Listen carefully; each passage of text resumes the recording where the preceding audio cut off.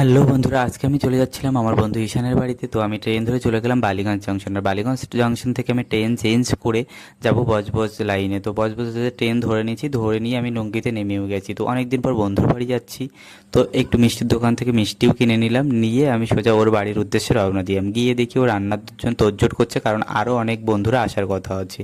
তো তারপর ও রান্না স্টার্ট করেছে, আর ও রান্নাটা আমি দেখছিলাম, কারণ আমার এই সব গুণ তো নেই। তো আমি শেখার চেষ্টা করছিলাম। তো ও খুব সুন্দর রান্না করছে, চিকেন কারি করছে। ও রান্নাটা আমি দেখে দেখে শিখছি, যাতে আমিও তো একা থাকি, আমিও ঘরে বানাতে পারি।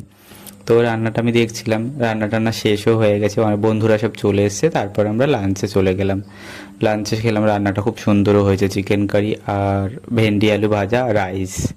তো আমরা সবাই খেয়ে দিয়ে তারপর ওয়েদারটা আজকে খুব ভালো ছিল, তো ছাদে গেলাম সবাই মিলে। তারপর একটা বাঁদর এসছে, তো ওকে আমরা বাদাম খাওয়াচ্ছিলাম, তারপরে চলে এলাম বাড়িতে।